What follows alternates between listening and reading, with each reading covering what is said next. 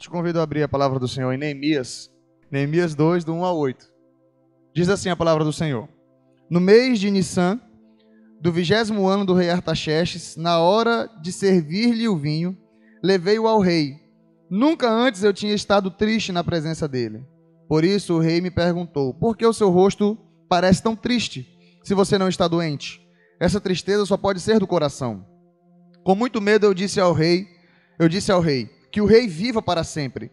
Como não estaria triste o meu rosto, se a cidade em que estão sepultados os meus pais está em ruínas, e as suas portas foram destruídas pelo fogo? O rei me disse, o que você gostaria de pedir? Então orei ao Deus dos céus e respondi ao rei, se for do agrado do rei, e se o seu servo puder contar com a sua benevolência, que ele me deixe ir à cidade onde meus pais estão enterrados, em Judá, para que eu possa reconstruí-la. Então o rei, estando presente a rainha sentada ao seu lado, perguntou-me quanto tempo levará a viagem? Quando você voltará? Marquei um prazo com o rei e ele concordou que eu fosse. A seguir acrescentei, se for do agrado do rei, eu poderia levar cartas do rei aos governadores do Transeufrates para que me deixem passar até chegar a Judá. E também uma carta para Asaf, guarda da floresta do rei, para que ele me forneça madeira para as portas da cidadela, que fica junto ao templo, para os muros da cidade e para a residência que irei ocupar. Visto que a bondosa mão de Deus estava sobre mim, o rei atendeu os meus pedidos. Glória a Deus. Amados, nós estamos trabalhando esse processo de implantação da visão de igreja multiplicadora. Nós estamos apresentando aqui os princípios. Lembrando que a visão de igreja multiplicadora está baseada em 5 princípios, que é a oração, evangelização discipuladora, plantação de igreja, formação de líderes e compaixão e graça. Você tem que ter guardado isso na sua mente. Nós já trabalhamos aqui os 3 primeiros princípios, estamos agora no princípio da formação de líderes, trabalhando no livro de Neemias. Mais uma vez eu repito aqui, lá no YouTube tem as playlists onde você pode acompanhar, você que perdeu as mensagens. O primeiro princípio está lá com o tema Aprendendo a Orar com os Salmos. Pode ver isso na nossa playlist lá. O segundo, a evangelização discipuladora, baseado no livro de Jonas, com o tema a misericórdia de Deus em salvar pessoas. O terceiro, na segunda carta de Paulo a Timóteo, que é a plantação de igrejas, estamos trabalhando ali sucesso, a continuidade do reino de Deus. E agora estamos trabalhando no livro de Neemias, as características da liderança eficaz. Esse é o nome da playlist que você vai ver lá. Na semana passada a gente trabalhou sobre a motivação do líder. O que motiva o líder? Qual é a motivação do líder? O líder, de acordo com a palavra de Deus, quais devem ser as suas motivações? Hoje, nós vamos estar falando sobre o planejamento. O líder planeja. E quando a gente vê a palavra do Senhor apresentando sobre o que é um planejamento, nosso Deus é um Deus de planejamento. Às vezes a gente quer espiritualizar demais as coisas, e fala assim, no tempo certo vai acontecer. Isso não deixa de ser verdades, esses termos que nós usamos, mas às vezes é com uma justificativa errada. Você planejou, vai acontecer na vontade de Deus. Você fez esse planejamento, o Espírito Santo vai me guiar. São frases corretas, mas para justificar a falta de planejamento é errado. Por exemplo, quantas vezes você usou aquela frase assim, Deus tem um plano para a tua vida? O que você está dizendo? Que Deus é organizado e tem um planejamento para a vida daquela pessoa. A palavra do Senhor diz lá em Jó 42, bem sei que tudo podes e nenhum dos teus planos podem ser frustrados. O nosso Deus é um Deus de planejamento. Vamos apresentar em dezembro o musical de Natal, que o tema é o quê? Qual é o tema? O plano perfeito. A nossa salvação, o plano de salvação foi muito bem estabelecido por Deus. A palavra do Senhor diz que o Cordeiro foi imolado antes da fundação do mundo. Então o nosso Deus é um Deus de planejamento. E todo líder que se preze precisa planejar. Como é que você é um líder na sua casa? Homens, mulheres. Vocês exercem liderança na casa de vocês. Vocês têm feito um planejamento familiar? Olha só, nós estamos falando aqui de liderança, de igrejas, pequenos grupos, líderes que estarão crescendo na igreja. Nós precisamos, se nós queremos uma igreja vibrante, uma igreja que desenvolva-se em vários setores da sociedade, nós precisamos de líderes. Mas eu quero te dizer que você é um líder na sua casa, né? E às vezes a gente acaba não planejando, vai empurrando com a barriga, fazendo as coisas de maneira bem irresponsável, para dizer, bem preguiçosa, porque o planejamento ele dá um certo trabalho, mas sem planejamento fica mais difícil. Às vezes, olha só que às vezes eu cometo algumas insanidades, né? Pego uma enxada aqui, às vezes o mato está grande, falo, poxa, vou dar uma capinadinha, dar uma ajeitada aqui. Aí eu pego a enxada cega e começo a capinar. Pastor, por que o senhor não vai atrás de alguém que, né, pega uma lima, esmeril, aquele negócio, vai aqui, veja se alguém pode fazer. Não, isso vai eu perder muito tempo. Olha só, que insanidade, né?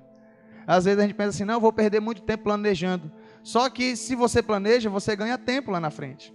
Igual eu, se eu afiar a enxada, eu vou ganhar muito mais tempo, vai ser um trabalho com menos esforço. Então, quando a gente pensa no que diz respeito ao planejamento, é para minimizar os nossos esforços. A igreja tem um planejamento estratégico. Isso é maravilhoso. Quando nós estabelecemos esse planejamento estratégico, que vai começar a ser colocado em prática a partir de 2020, gente, isso é maravilhoso. Estabelecemos ali a nossa missão, nossa visão, os nossos valores, e nós agora podemos trabalhar, concentrar esforços em um objetivo em comum. Coração do homem faz planos, como diz Provérbios 16, mas a resposta certa vem do Senhor. Mas nós precisamos planejar, precisamos fazer planejamentos. Quando a gente vem para o livro de Neemias, texto em que nós estamos lendo, se você quiser ver um pouco mais do contexto, veja a primeira ministração lá no YouTube. Então, Neemias agora ele vai começar a colocar em prática o seu projeto, aquilo que Deus havia colocado no seu coração. E o que eu observo na vida de Neemias aqui no capítulo 2, a partir do verso 1 que nós lemos, é que planejamento requer paciência. Quando Neemias fica sabendo do ocorrido, que Jerusalém está destruída, os muros estão derrubados,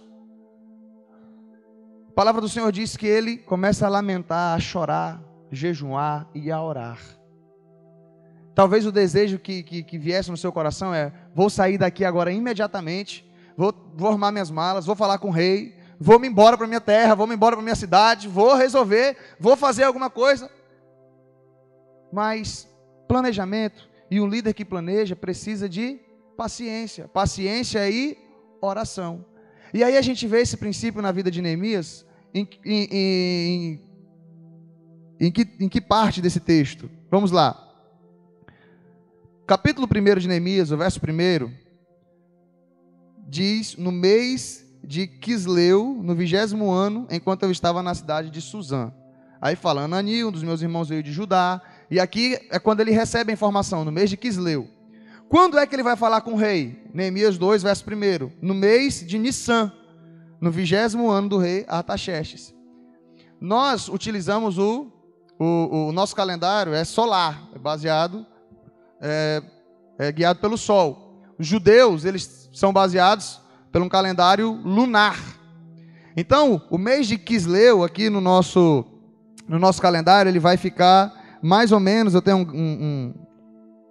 um desenho aqui, mais ou menos entre novembro e dezembro.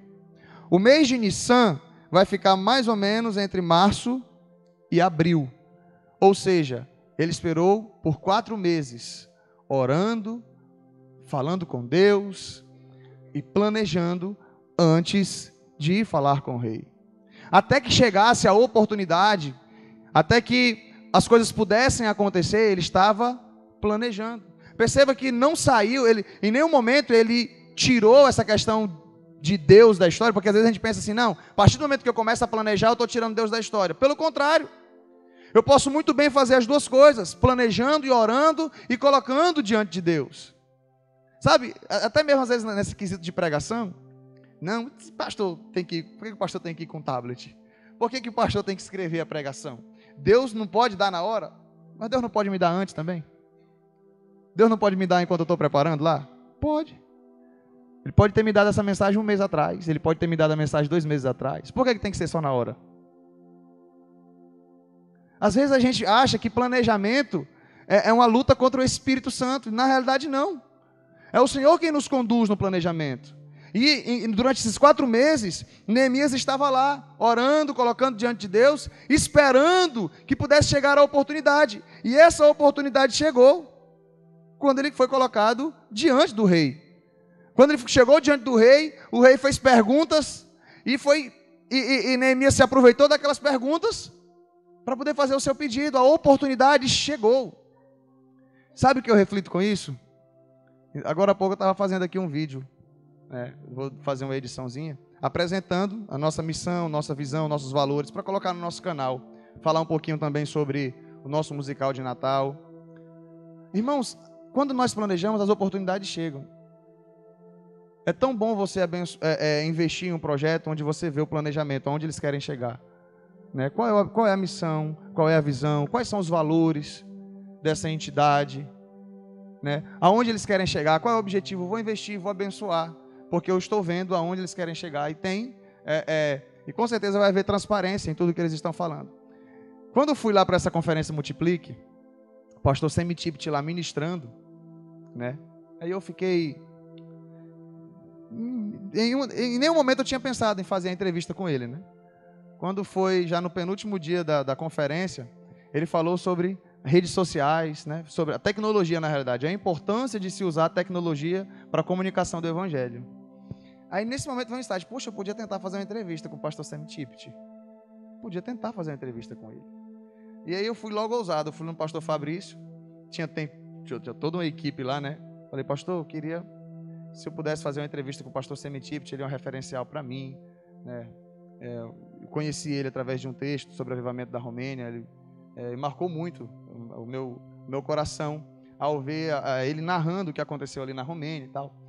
E eu, como eu estou sem equipamento nenhum aqui, se a gente pudesse utilizar o equipamento, ele falou, Nathan, é difícil porque isso é questão de contrato, essas coisas assim, não tem, mas você está autorizado, procura o pastor Semi se quiser fazer uma entrevista lá com ele. Eu falei, não, então tá bom. O pastor Alan, que é o intérprete, ele tinha lá um iPhone 10, né? Eu falei, então vamos lá. Cheguei no pastor Semi Tipt, falei com ele, através do intérprete, né? Se prontificou na hora, faço sim, tranquilamente. Quando chega na hora da entrevista, o pastor Semi Tipt pega o celular dele e fala, filme com o meu, era um iPhone 11. Falei, olha, glória, que bênção. Fizemos a filmagem. Sabe o que eu percebi? Se nós não tivéssemos um canal no YouTube, se nós não estivéssemos trabalhando todo esse planejamento, essa oportunidade ia passar. Uma vez eu vi uma ministração do pastor Tiago Brunet, ele falando sobre aproveitar as oportunidades. Ele disse que uma vez, Augusto Cury, lá autografando os livros, ele entrou na fila, né?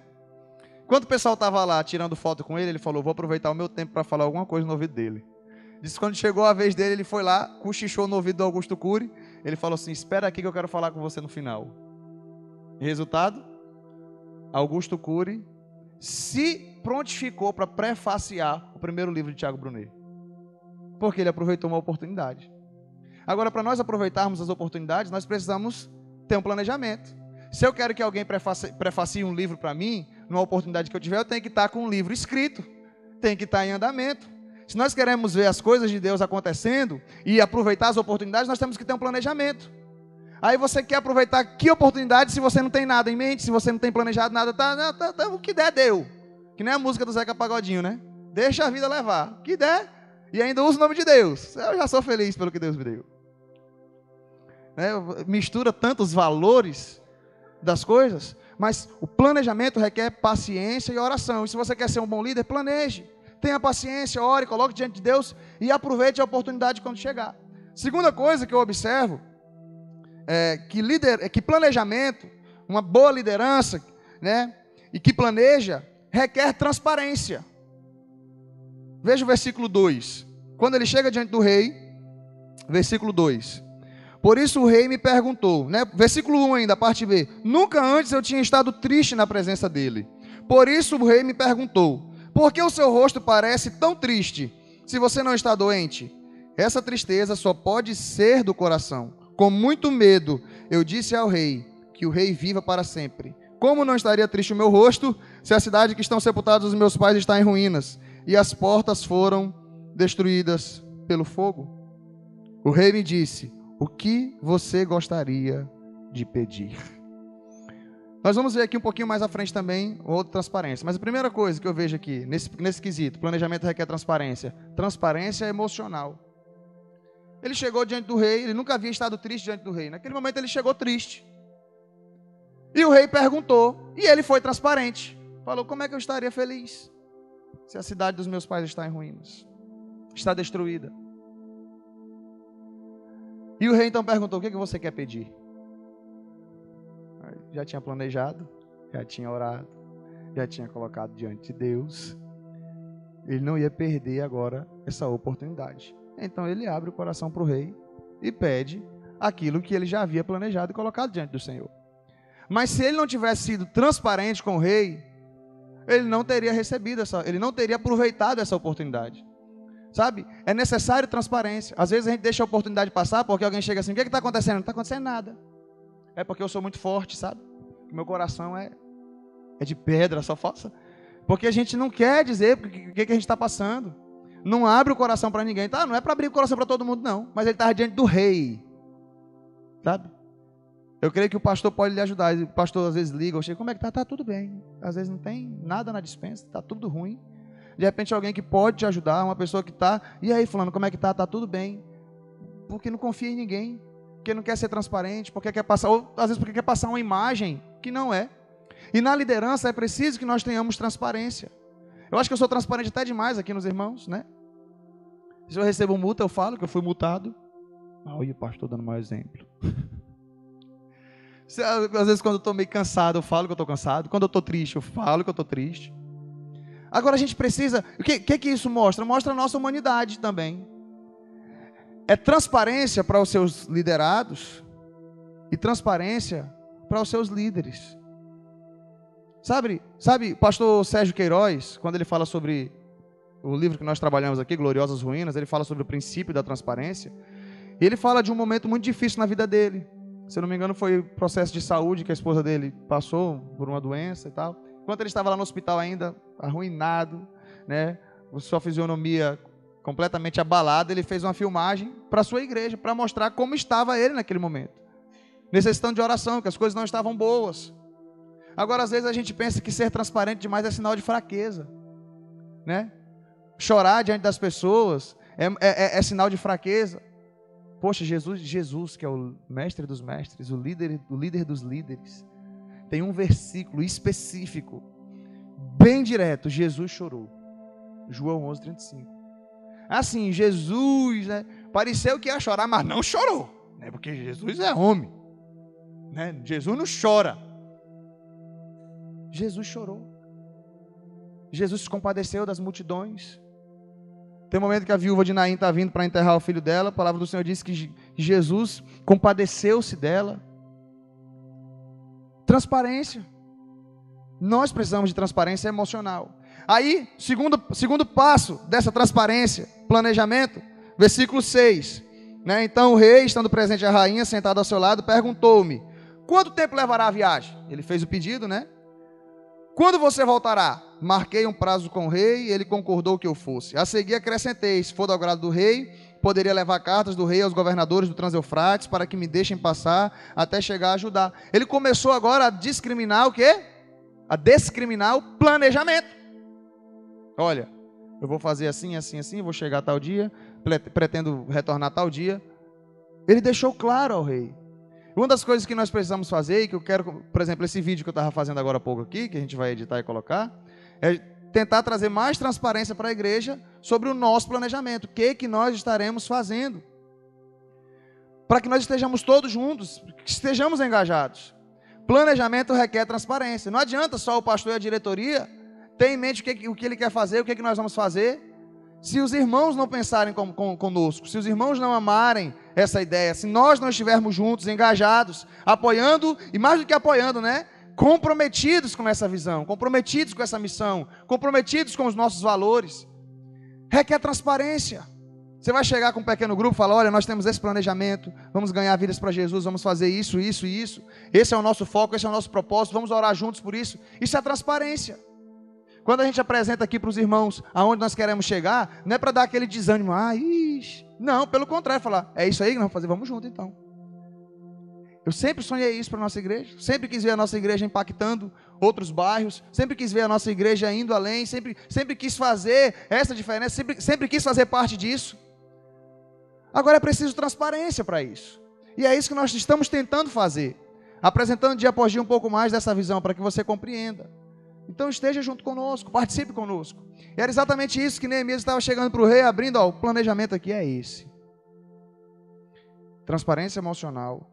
E transparência no planejamento. Aonde nós queremos chegar? Quais são os nossos sonhos, nosso objetivo? Vamos juntos, vamos dar as mãos? Ele apresentou ao rei, não escondeu nada do rei.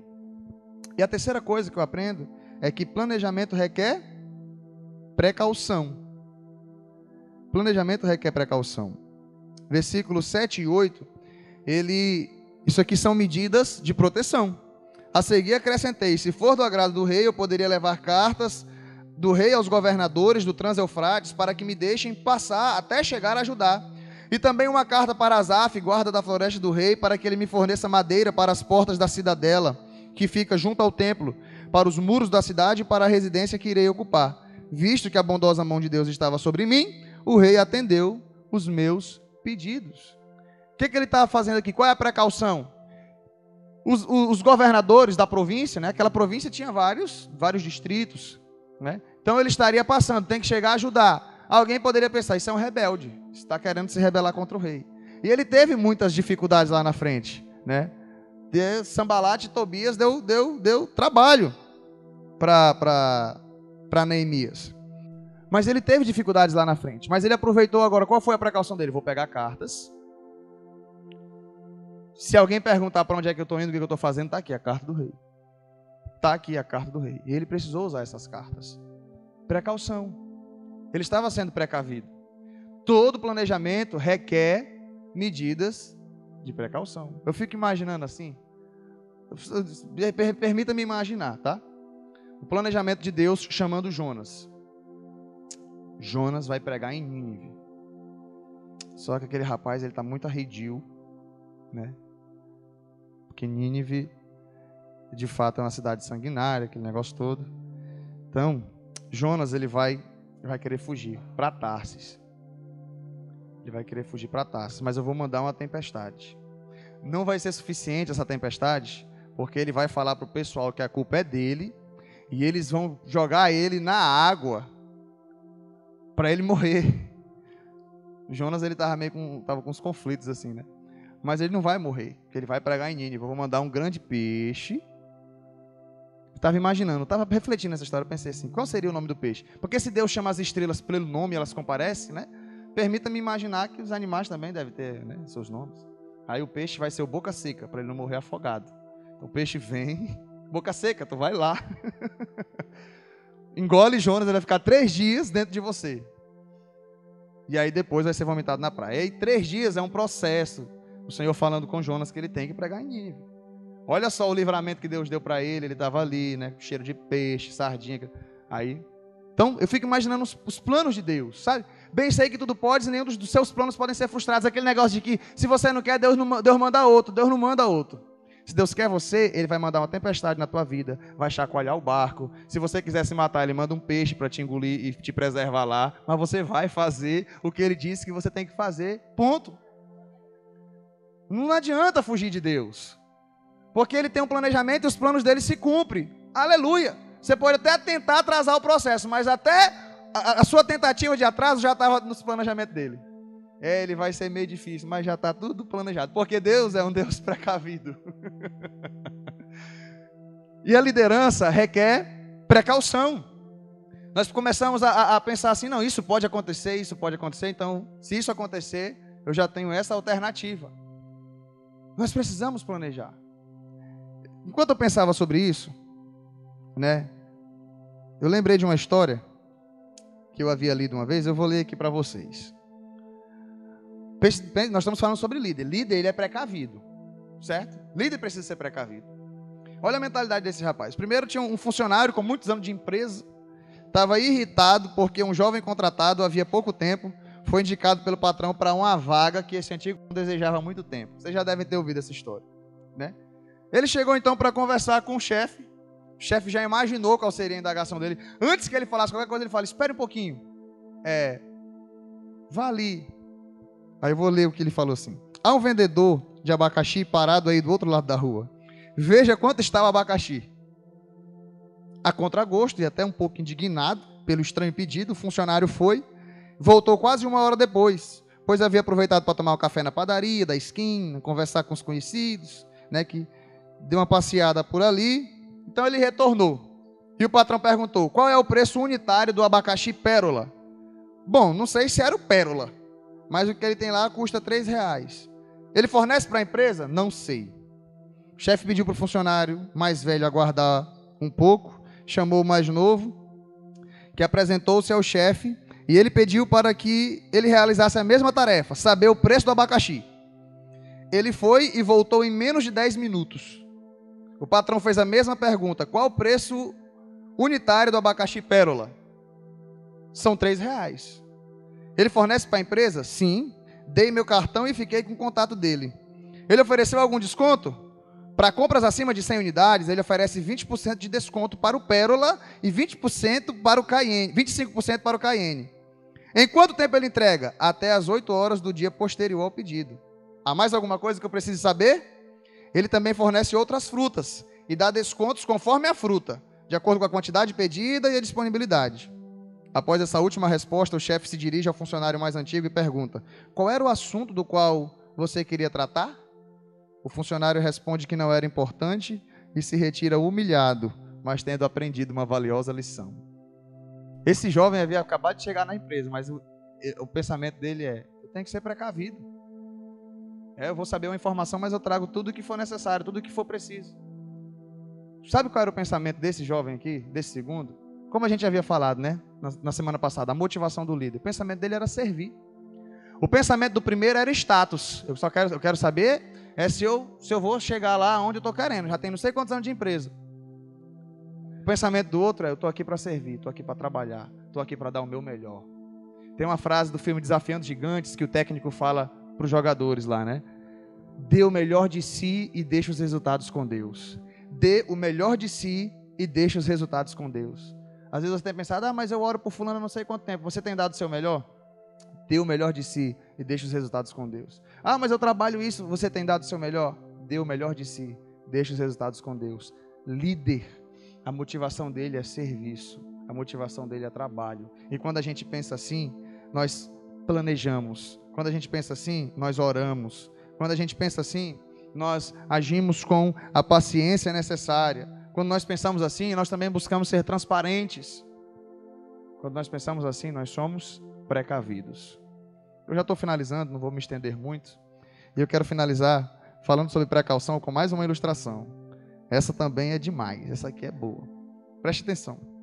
Certa vez um caçador, ao pedir a um mágico algum artifício que o ajudasse em suas caçadas, dele recebeu uma flauta mágica que fazia qualquer animal dançar. Depois de testar a flauta com cães e gatos, o caçador organizou uma grande caçada com seus amigos. Logo no primeiro dia, eles se depararam com um feroz tigre.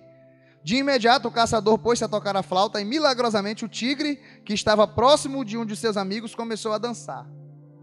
Foi fuzilado a queima-roupa, o tigre. Horas depois, um leopardo, depois um rinoceronte, e a caçada foi transcorrendo assim, a flauta sendo tocada, animais ferozes dançando e sendo mortos. Ao final do dia, o grupo encontrou pela frente um leão faminto, que logo investiu num dos caçadores. A flauta mágica foi acionada, mas o leão não dançou. Relaxados como estavam, os caçadores não tiveram tempo de pegar suas armas e foram sendo abatidos um após o outro. O flautista tocava desesperadamente a sua flauta, mas ela não surtia o mesmo efeito. Por fim, o leão também o atacou e matou-o. 2 macacos, em cima de uma árvore próxima, a tudo assistiam. Um deles comentou: eu sabia que eles iam se dar mal quando encontrassem o surdinho. Moral da história? Não confie cegamente nos métodos que sempre deram certo, pois um dia podem falhar. E mais, cuidado com os leões surdos. Precaução. Nós precisamos ser precavidos em tudo. A gente faz planejamento, está dando certo, mas uma hora pode dar errado. Né? Já pensou se Neemias, ele pensou em tudo? Não, esperei, né? Fiz o planejamento com paciência, oração, chegou diante do rei, transparência, ok, o rei deu aval, legal. Quando ele está saindo, que ele chega diante do primeiro governador, está indo para onde? Estou indo para ajudar a construir os muros. Sim, cadê? Como é que eu vou saber que você não está mentindo? Cadê a carta do rei? Não, não é, mas eu falei com ele, naquela época não tinha WhatsApp, né? Manda um zap aí para ele autoriza. A voz é dele, né? E olhe lá, né? Ainda tem tudo isso, né? Mesmo assim, essas coisas oficiais têm que ser documento autenticado em cartório. Inclusive, estamos aí na expectativa que a missionária Anne viajou, o nome da Anne está de solteira ainda na identidade, e na certidão da Isabela já está o nome de casada. A gente foi aqui o pessoal da empresa aqui autorizou ela aí. Não dava mais tempo de vir buscar a certidão de casamento, né? Para provar que ela é a mãe da Isabela. Ela foi para Belém. Só que lá em Belém a gente está preocupado de não ter a mesma simpatia, né? Aí a gente se organizou, tem um conhecido da irmã Clé que está indo para lá, ele tá levando a certidão a nossa certidão de casamento para tentar encontrar o meu irmão que vai estar vindo, vai chegar no mesmo horário e tudo. Não fui precavido, né? Como Neemias foi, olha o que aconteceu agora. Estou tendo que mandar a carta porque pode ser que o governador peça. Então, tem que ter precaução. A gente tem que ser precavido. Então Neemias poderia dar com os burros na água no primeiro governador que ele encontrasse pela frente. Então da mesma forma somos nós. Temos que buscar o que a palavra do Senhor nos apresenta. Quais são os princípios? Fazermos planejamento e podermos entender o que é que Deus quer para nós, né? Entendermos a nossa responsabilidade e deixar os resultados com Deus. Amém? Então, vamos começar a refletir de maneira bem prática nas coisas aqui. Qual é a nossa motivação? Segundo, um bom líder, ele faz planejamento. Só para finalizar, precisamos compreender, deixe isso bem guardado na sua mente, que planejamento não é nenhuma afronta a Deus. Pelo contrário, anda junto, porque o nosso Deus é um Deus de planejamento. Amém? Vamos ficar em pé?